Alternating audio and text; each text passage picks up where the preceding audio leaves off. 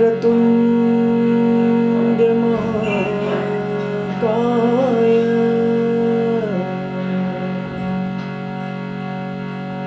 कोटि सूर्य समप्रभ निर्विघ्नं कुरु मयि देव सर्वकार्येषु सर्वदा। गुरु ब्रह्मा गुरु विष्णु गुरुदेवो महेश्वर गुरु साक्षात् परं ब्रह्म तस्मै श्री गुरवे नमः।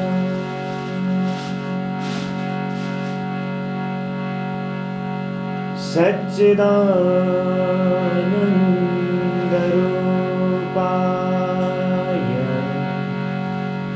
विश्वोत्पत्त्यादिहेतवे तापत्रयविनाशाय श्रीकृष्णाय वयं नमः। यो ब्रह्माणं विदधाति पूर्वं यो वै वेदांश्च प्रणोति तस्मै तं देवम् आत्मबुद्धिं प्रकाशम् मुमुक्षुर्वै शरणमहं प्रपद्ये। ॐ आनन्दमानन्दकरं प्रसन्नं ज्ञानस्वरूपं निजभावयुक्तं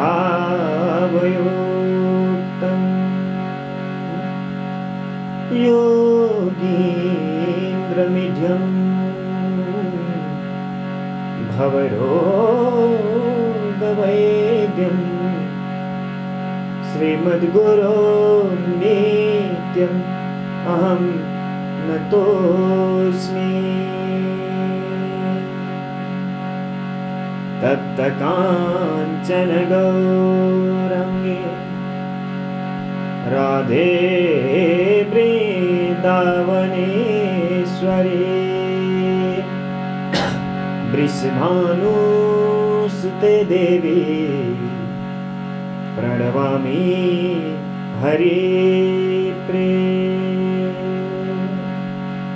ऋषिभिः संस्तुतां नित्यं हिन्दूराष्ट्रविभूषितां वैदिके साधना भूमि वन्दे नेपालमातरं वन्दे नेपालमातरं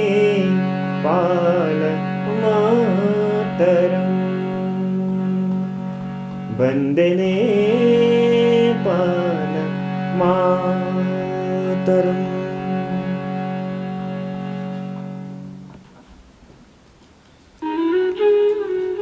परम मंगलमय परात्पर अखिलेश्वर अकारण करुणा वरुणालय भक्तवांछा कल्पतरु कलित विनंदी पीताम्बरधारी वंशीधारी मोरे मुकुटधारी तिनै कृष्णचन्द्र ठाकुर भगवान को चरण पादुकामा सत सत नमन गर्दछु। मेरा सद्गुरुदेव भगवान को चरण पादुकामा साष्टांग दंडवत गर्दछु। मेरा माता पिताको चरण पादुकामा साष्टाङ्ग दण्डवत टक्राउँछु। व्यासस्थानमा सजिनु भएका 33 कोटी देवी देवता साथै भगवान शङ्करजी एवं हनुमान महाप्रभुको चरण कमलमा साष्टाङ्ग दण्डवत टक्राउँछु।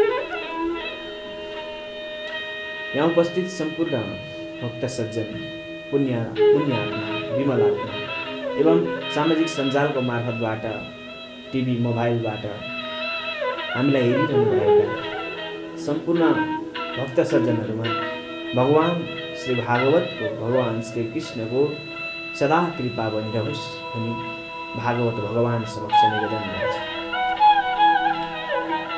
समादरणीय भक्त सज्जन, हामी प्रत्येक दिन यही समयमा आइरहेका छौँ श्रीमद् भागवतका तत्त्व ज्ञानलाई लिएर, श्रीमद् भागवत महापुराणभित्रका तत्त्वका कुराहरूलाई लिएर हजुरहरू समक्ष हामी उपस्थित भइरहेकै छौँ। यो कस्तो है? श्री नारायणका कृपा हुन नगई सत्पुण्य धेरै नभए यस्तो मानिस देह यो जगतमा पाइन्न भागे नभई। सर्वप्रथम त त्यो भगवानको त्यो दिव्य चक्षुको त्यो दिव्य ज्योतिको जबसम्म हामीमा कृपा बन्दैन तबसम्म यो मानव चोला हामीलाई प्राप्त हुन सक्दैन। र जबसम्म मानव चोला हामीलाई प्राप्त हुँदैन तबसम्म हामी सत्कर्म गर्न सक्दैनौँ। र जबसम्म हामी सत्कर्म गर्न सक्दैनौँ तबसम्म हाम्रो उद्धार पनि हुँदैन, हाम्रो कल्याण पनि हुँदैन। हाम्रो सोचाइ यही छ, मरिसकेपछि कसले देखिया छ? दुःख पाउनु त शरीरले हो, शरीर त लगेर जलाइदिन्छ अथवा पुरिदिन्छ। अनि शास्त्रले भनेको छ नैनम छिन्दन्ति शास्त्राणि नैनम दहति पावक न चैनम क्लेदयन्ति आफू न सोचयति।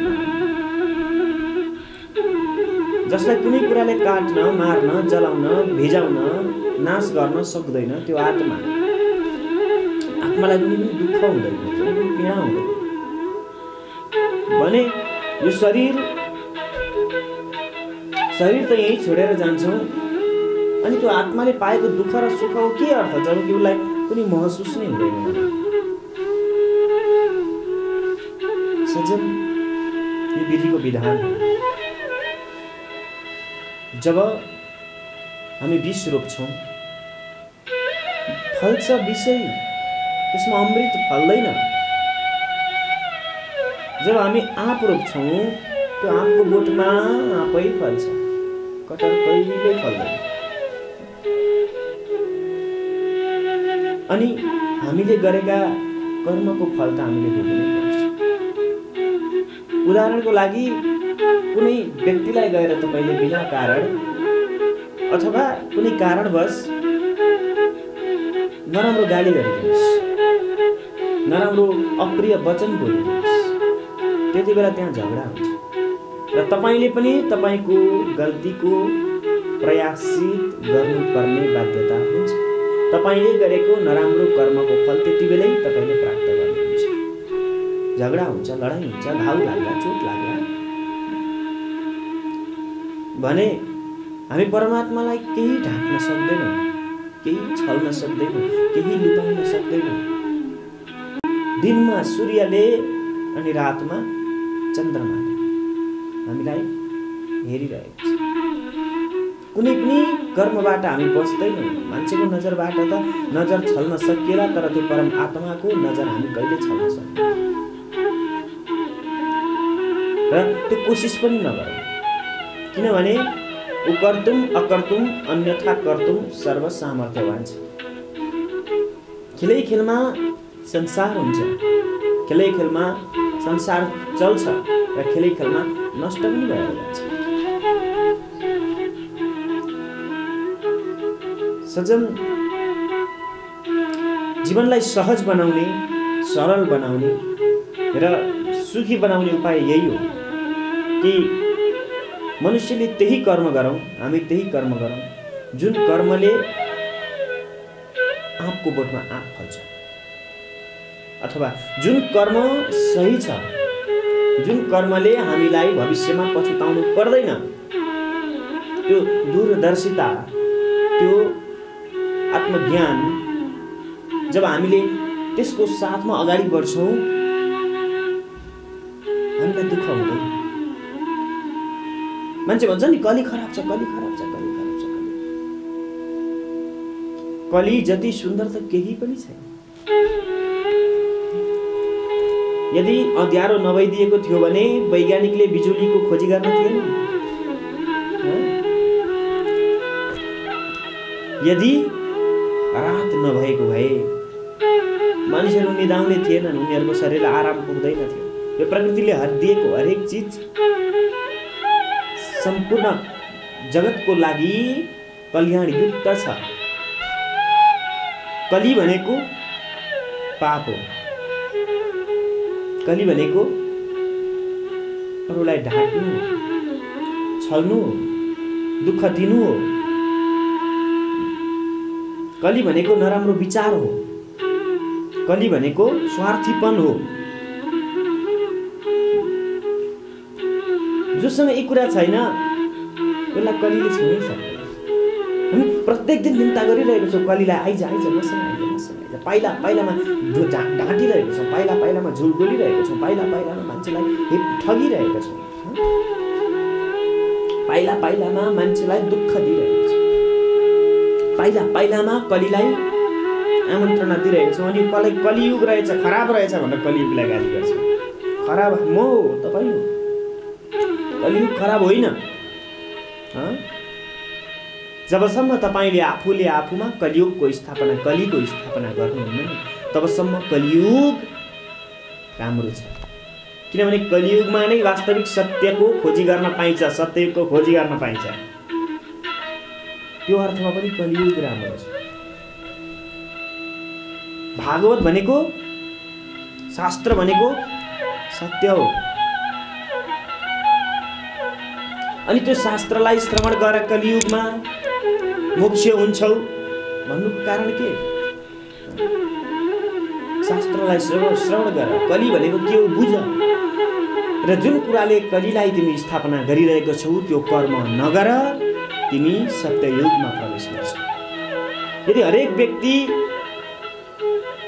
हरेक मनुष्यमा मानवता हुने हो भने, हरेक मनुष्य राम्रो विचारको हुने हो भने, राम्रो व्यवहारको हुने हो भने, कसैले कसैलाई दुःख नदिने हो भने, कसैले कसैलाई नढाँट्ने हो भने, नचोर्ने हो भने, नछल्ने हो भने, दुःख नदिने हो भने, सत्ययुग यही हो। त्यही भएर त कपिलदेव मुनिले मातालाई भन्नुभएको छ, मा अत्र हि नरक स्वर्ग। नर्क र स्वर्ग यही छ। जिउन जाने स्वर्ग, जिउन नजाने नर्क।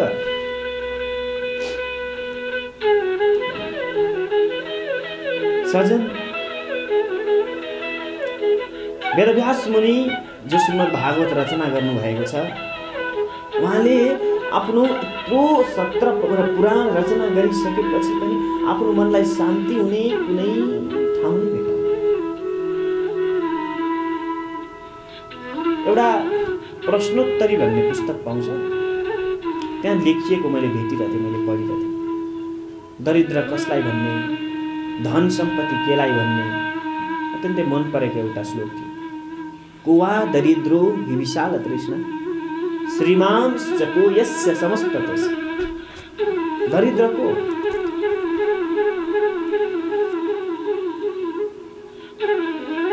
जसमा विशाल तृष्णा छ, जसमा कुनै चीज भएर पनि ऊ सन्तुष्ट हुनै सक्दैन। सजन, जब हामी संसारमा खुसी खोज्न थाल्छौँ, हामी खुसी हुँदैनौँ, पक्का हो, 100% ग्यारेन्टी। हामी संसारमा संसारिक मनुष्यमा हामी यदि खुसी खोज्छौँ भने योबाट मलाई खुसी मिल्ला, त्योबाट मलाई खुसी मिल्ला, यसको कारणबाट मैले जीवनमा सुख पाउँला, यसको कारणबाट मैले चाहिँ जीवनमा खुसी पाउँला भनेर सोच्छौँ भने त्यो जीवनमा त्यसले केही पनि गर्न सक्दैन। त्यसले दुःखै पाउँछ। त्यो आफ्नो क्षमताको दर्शन गराउनेवाला शास्त्रको कुरा गर्दैछ।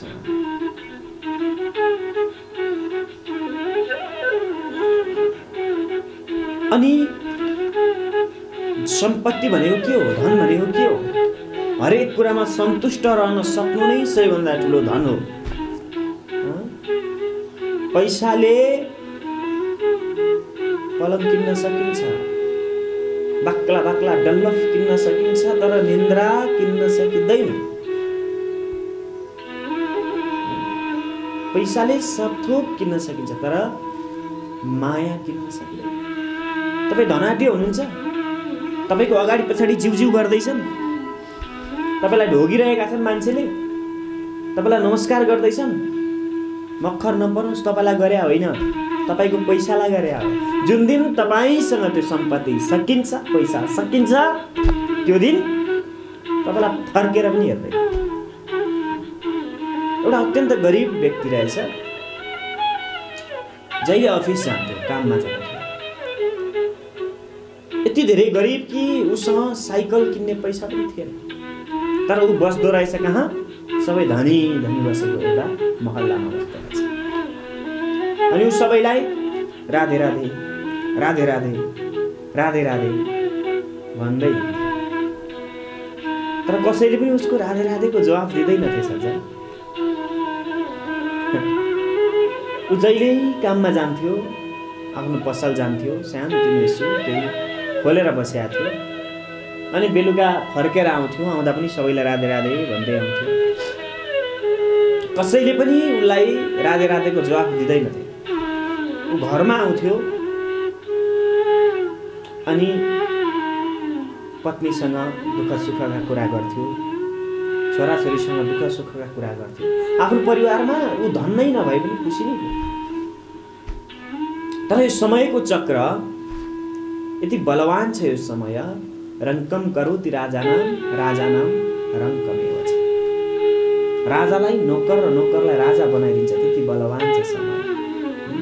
समयभन्दा बलवान केही पनि हुनै सक्दैन।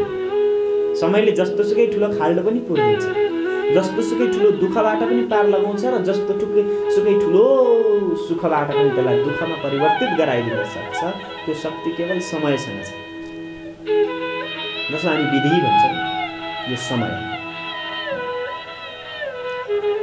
दिन बित्दै गयो, उसले आफ्नो व्यापारबाट यति धेरै उपलब्धि गर्यो, यति धेरै पैसा कमायो, यति धेरै पैसा कमायो कि आज ऊ सारा महल्लाको मान्छेहरूभन्दा धनी भयो।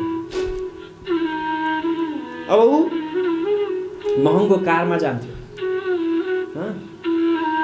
कारमा जान्थ्यो, चोकमा रोक्थ्यो आफ्नो कार, अनि रोकेर त्यहाँ पान किनेर खान्थ्यो। त्यहाँ वरिपरि भएकाले उसलाई नमस्कार गर्थे, तर उसले कसैलाई जवाफ दिँदैन थियो। उसको रुटिन चलिरहेको थियो। एक दिन गाउँमा खास खुसखुस कुरा भएछ त्यो महल्लामा कि फलानुको बुढो त कसैलाई नमस्कार फर्काउँदैन पनि, पैसा कमाएको थियो, अहिले त टुप्पाबाट पलाएर। अरे भाइ, टुप्पाबाट पलाउने बनाएको तिमीहरूले हो, खै बुझे? यदि उसँग केही नहुँदा पनि उसलाई माया दिएको थियो, प्रेम दिएको थियो भने ऊ टुप्पाबाट कहिल्यै पलाउने थियो। उसको दुःखमा थोरै मात्र सहारा तिमीले दिएको थियो भने ऊ टुप्पाबाट कहिल्यै पलाउने थिएन। अनि तिमी भन्छौ टुप्पाबाट पलायो।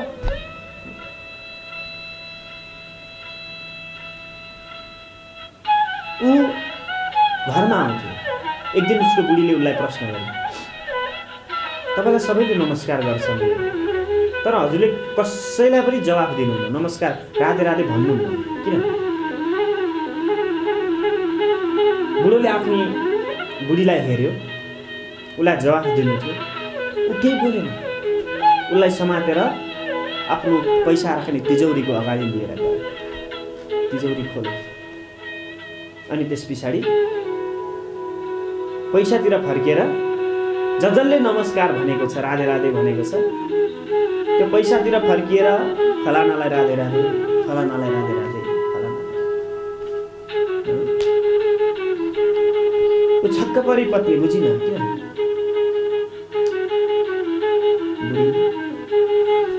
जो मान्छेहरू मलाई आज राधे राधे भन्दैछन् नि, तिनीहरूले मलाई होइन मेरो पैसालाई राधे राधे गर्छ। र मैले पनि यहीँबाट उनीहरूलाई राधे राधे फिर्ता गरिदिनु, जहिल्यै घरमा आइसकेपछि यहीँबाट उनीहरूलाई राधे राधे फिर्ता गरिदिनु। अरे भाइ, मान्छे भनेको त तपाईँ आफ्नो शरीर काटेर दिनुहोस्, तब पनि भन्छन् कि तपाईँले आफ्नो छाया लुकाउनु भएको छ। भगवानलाई त दोष लाउन छोड्दैनन् मान्छे, अरूलाई बाँकी के राख्छ। वेदव्यास मुनि चिन्तित हुनुभएको थियो। नारदजीसँग भेट भयो। नारदजीले भन्नुभयो, तपाईको चिन्ताको कारण मलाई थाहा छ। हजुरले 17वटा पुराण रचना गरिसक्नुभयो, तर तपाईले त्यस्तो शास्त्रको रचना गर्नु भएन जुन शास्त्रले मानवलाई मात्र नभएर संसारलाई उद्धार गर्न सक्छ। प्रकृतिका हरेक चीज, वस्तु, अणु, परमाणु, हरेक चीजलाई उद्धार गर्न सक्छ। त्यो शास्त्रको रचना गर्नु भएन। वेदव्यास मुनि छक्क पर्नुभयो, कुन हो त त्यस्तो शास्त्र? नारदजीले भन्नुभयो, श्रीमद् भागवत महापुराण, भगवानका लीला, जसमा ज्ञान, भक्ति र वैराग्य पनि आएर छम छम नाच्ने गर्छ। जुन तत्त्वै तत्त्वले भरिएको छ, जुन रसै रसले भरिएको छ। रसो वैशः रसम एवानम लब्धानन्दी भवन्ति। जुन रसै रसले भरिएको छ, जहाँ ज्ञान रूपी अमृत छ, भक्ति रूपी महासागर छ, अनि वैराग्य रूपी मोक्षको साधन छ। त्यस्तो भागवत महापुराणको रचना सुन्नुहोस्। तपाईलाई लाग्ला त्यो भगवानको भागवतले के हुन्छ, तर मैले भोगेको छु। जबसम्म हामी भोग्दैनौँ नि, जबसम्म ठेस लाग्दैन, हामी ऐया भन्दैनौँ। हाम्रो बुढापाकाको एउटा भनाइ छ, आकाशको राहु पतालको केतु एकचोटि नपरी कसरी चेतु।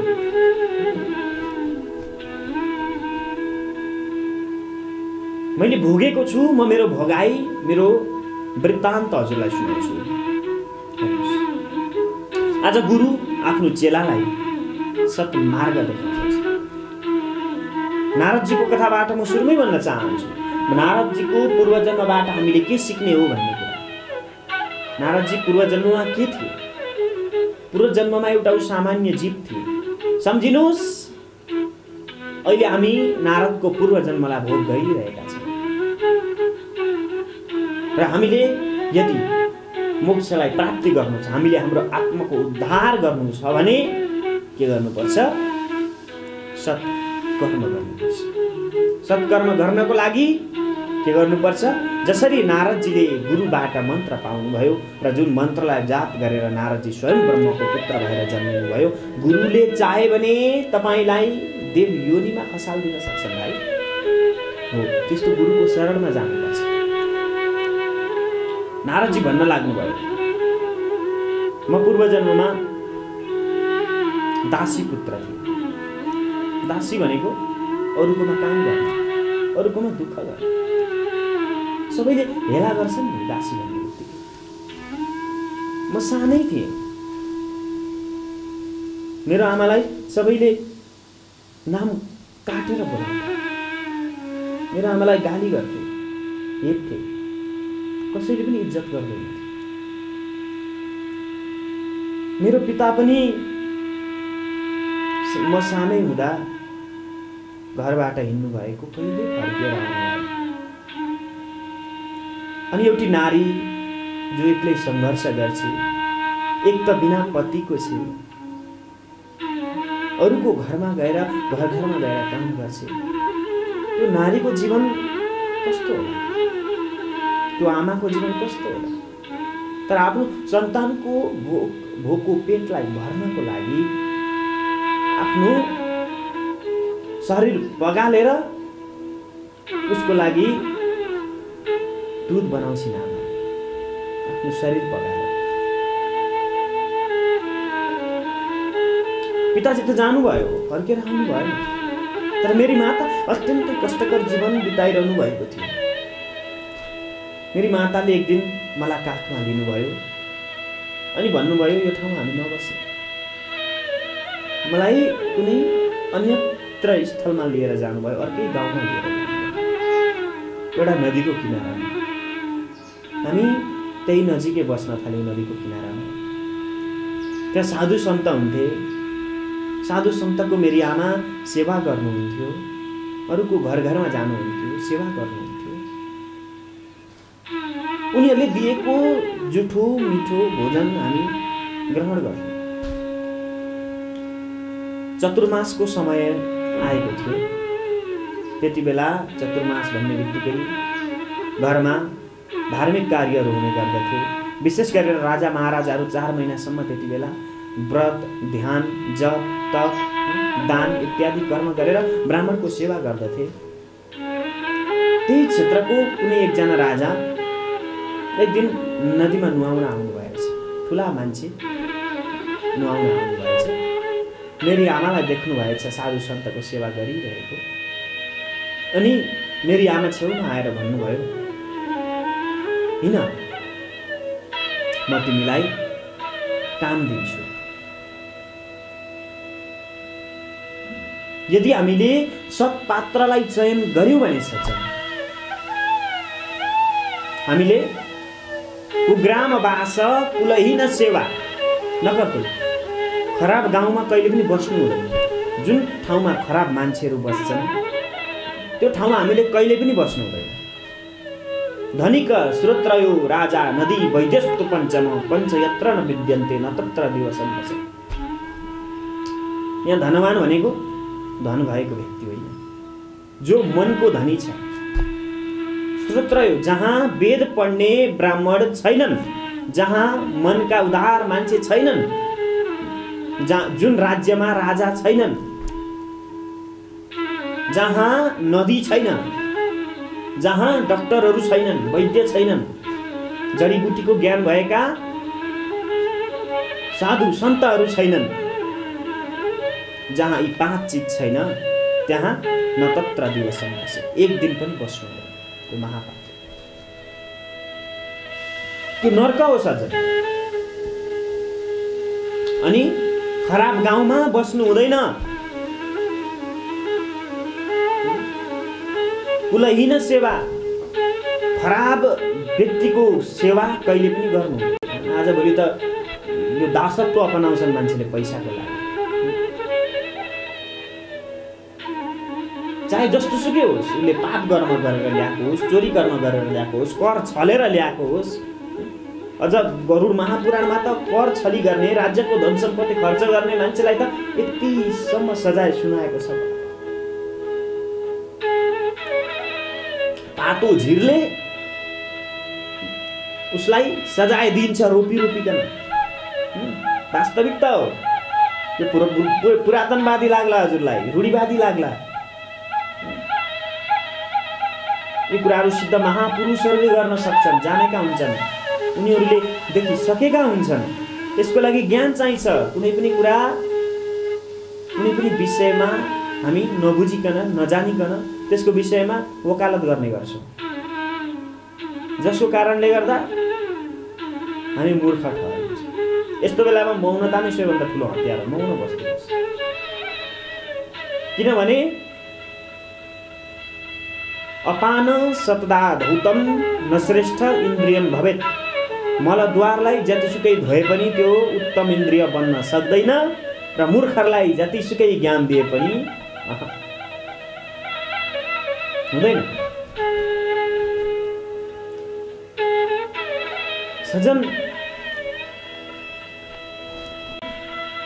जसको आमा, जसको पूर्वजन्मको विषयमा हामी कुरा गर्दै थियौँ, नारद मुनिको पूर्वजन्ममा उहाँ दासी पुत्र, र यसरी ती महाराजले आफ्नी आमालाई मेरो घरमा हैन, मेरो घरमा चतुर्मासको समय छ, 4 महिनासम्म साधु सन्त आउँछन्, उनीहरूलाई सेवा गर्नु, ती साधु सन्तको तिमीले हर क्षण सेवा गरिरहनु, मेरो गोठको काम गर्नु, गाई दुहुनु, गोबर सोरिदिनु। अहिले पो सबैलाई दुध खानुपर्छ, गाई पाल्ने घर कसैलाई हुँदैन। पहिला पहिला घर घरमा गाई हुन्थ्यो। दुध चाहिँ हामीलाई बाक्लो चाहिन्छ हैन, चोखो चाहिन्छ, राम्रो चाहिन्छ दुध। तर गाई पालो भने गोबर लाग्छ। गाई पालो भने गोबर सोर्नुपर्छ, गहुँ सोर्नुपर्छ, गनाउँछ, फाङ्ने गाउँले। अनि त्यो गाउँलेले बनाएर पठाएको तरकारी, त्यही गाउँलेले उब्जाएर पठाएको अन्न, त्यही गाउँलेले उब्जाएर पठाएको दुध, दही, कति मिठो हुन्छ। यस्तो त छ हाम्रो सोच।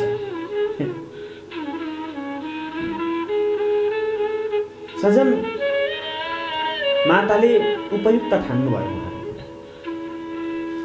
नारद मुनि भन्दै हुन्छ वेदव्यास मुनि, मेरी आमाले मलाई काखमा च्यापेर तिनै राजाको पछि पछि लाग्यो। राजाको महलमा पुग्यो। केही समयपछि त्यहाँ धेरैजना साधु सन्तहरू आउनुभयो। तिनै साधु सन्तले खाएको जुठो अनि उहाँहरूको कपडा, उहाँहरूको चाहिँ सफा सुग्घरको काम, घरको काम मेरी आमाले सबै गर्न थाले। अनि मैले पनि साधु सन्तको त्यो दिव्य उपदेश प्रवचनहरू सुन्न थालेँ। साधु सन्तले गरेका भागवतका कथाहरूलाई मैले सुन्न थालेँ। साधु सन्तले दिएका ती दिव्य ज्ञानहरूलाई मैले पान गर्न थालेँ। अनि साधु सन्तलाई खाएर उब्रिएको भाँडोमा रहेको भोजन म ग्रहण गरेँ। कथा सुनेर मेरो मनमा भक्ति उत्पन्न भइसकेको थियो। अझ सन्तले भोजन ग्रहण गरेको भोजन आफूले ग्रहण गरेको कारणले गर्दा ममा पनि त्यो आध्यात्मिक भाव अत्यन्तै उम्रिएर आयो। किनभने यो सबै हुनको लागि गुरु कृपा, सन्त कृपा, भागवत कृपा हुनैपर्छ। जबसम्म हामीलाई भागवत कृपा हुँदैन, जबसम्म हामीलाई गुरु कृपा हुँदैन, तबसम्म यो उत्पत्ति हुन सक्दैन। र जब हामी गुरुको चरणमा गएर पनि, र जब हामी भगवानको शरणमा गएर पनि हाम्रो मनमा यो भाव उत्पन्न हुन सक्दैन भने हामी सम्झ्यौँ हामी मानव भएर पनि पशुवत योनिमा छौँ। किनभने एउटा जनावरलाई मन्दिर अगाडि लगेर राखिदियो भने पनि त्यसले खाने भनेको छिछि नै हो। तब पनि हाम्रो सद्बुद्धि आएन, हामीमा सद्विचार आएन भने सम्झ्यौँ म मानव रूपको मात्रै हो।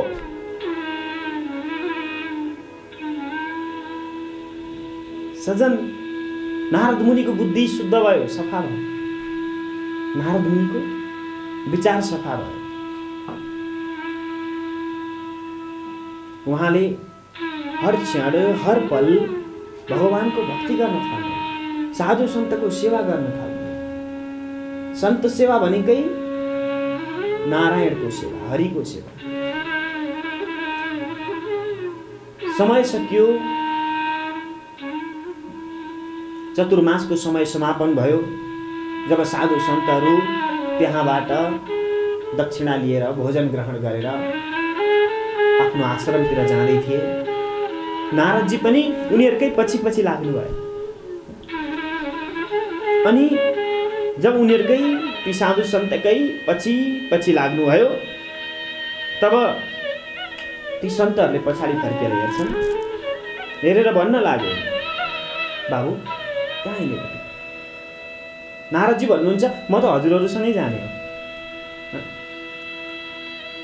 मलाई भगवानको भक्ति गर्नु छ, मलाई पनि हजुरहरू जस्तै ज्ञानी बन्नु छ, हजुरहरू जस्तै विद्वान बन्नु छ, हजुरहरू जस्तै आध्यात्मिक बन्नु छ।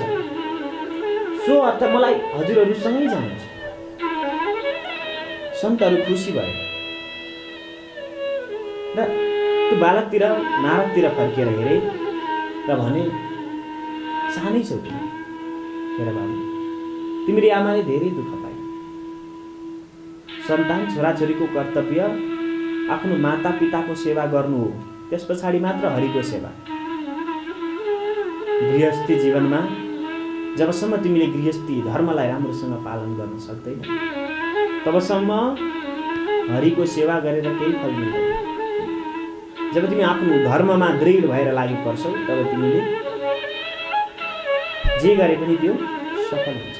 जब तिम्रो खेतको माटो मलिलो छ तिमीले त्यहाँ अलिअलि बिग्रेकै बिउ छर्दैौ, उम्रिन्छ, फल्छ। माटै खराब छ भने त्यहाँ उच्च कोटीको बिउ तिमी छर, त्यो बिग्रिन्छ, फल्दैन। त्यस कारणले गर्दाखेरि तिमी पहिला आफ्नो माताको सेवा गर। जब तिम्रो माता यो संसारबाट जानुहुन्छ त्यस पछाडि तिमीले भगवानको सेवा गर्नु, जङ्गलमा जानु, ध्यान गर्नु। यो गुरुको बाणी, यो गुरुको कृपा भयो नारदजीलाई। हेर्नुहोस् नारदजी कसरी ब्रह्मपुत्र भए। अनि उनीहरूले नमो भगवते तुभ्यं वासुदेवाय धीमहि प्रद्युम्नाय अनिरुद्धाय नमः संकर्षणाय च यो मन्त्र नारदजीलाई जाप गर्न भन्थे। नारदजी हातमा तुलसीको माला लिनुहुन्छ अनि बार बार जाप गरिरहनुहुन्छ, जाप गरिरहनुहुन्छ। उहाँको ध्यान बिल्कुलै हरिमा थियो, संसारबाट धेरै पर। यसको मतलब उहाँलाई गुरु कृपा भयो, उहाँले गुरुले दिएको बाणीलाई पालना गर्नुभयो र उहाँ अब संसार सागरबाट पार तर्नुहुन्छ। यसको मतलब निर्देह माध्यम सुलभम सुदुर्लभम प्लवम सुकल्पम गुरुकर्णधारम मयानुकूले न तथोपलभ्यते पुमान भवाब्धिम न तरेत स आत्मा। संसारमा कस्ता मान्छेहरू यो संसारबाट तर्न सक्दैनन्? मातृद्रोही, जो आमासँग द्रोह गर्छ, जो बुबासँग द्रोह गर्छ, जो गुरुसँग द्रोह गर्छ, जो साधु सन्तसँग द्रोह गर्छ, जो भगवानसँग द्रोह गर्छ, त्यो व्यक्ति यो संसारबाट तर्न सक्दैनन्, कहिले पनि तर्न सक्दैन।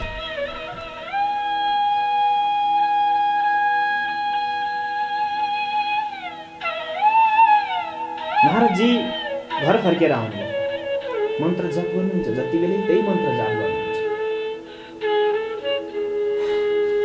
एक दिन अचानक नारदजीकी माता गाई दुहुनको लागि भनेर गोठमा जानुभएछ साँझको बेलामा।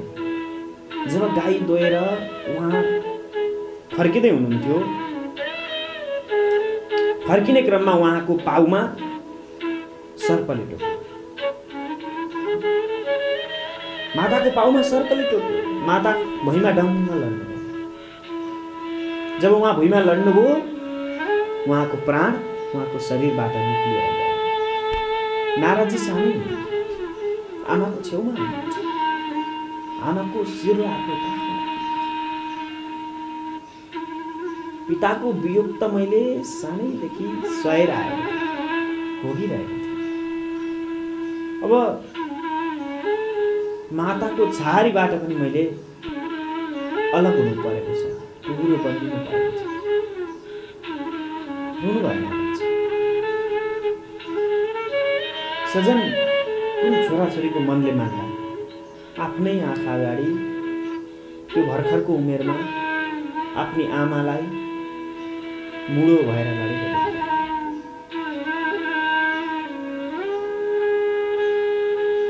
नारदजी रुनुभयो, र मनमा नै विचार पनि यो पनि विचार गर्नुभयो कि सायदै सन्त कृपा हो, किनभने तेने बिना तृणाग्रम अपि न चलति। उसको इच्छाबाट एउटा पत्ता पनि हल्लिँदैन, उसको इच्छा छैन। त्यहाँबाट नारदजीले आफ्नो माताको कार्यलाई सम्पादन गरेर जानुभयो जङ्गलमा ध्यान गर्न। हातमा तुलसीको माला बोकेर भगवानको भक्ति गर्नको लागि, भगवानको ध्यान गर्नको लागि त्यहाँबाट जानुभयो। जङ्गलमा पुग्नुभयो, पानी पिउनुभयो, अनि एउटा वृक्षको फेदा मुनि बस्नुभयो र भगवानकै ध्यानमा आफ्नो चित्तलाई, आफ्नो हृदयलाई सदा बहार लगाइरहनु भयो।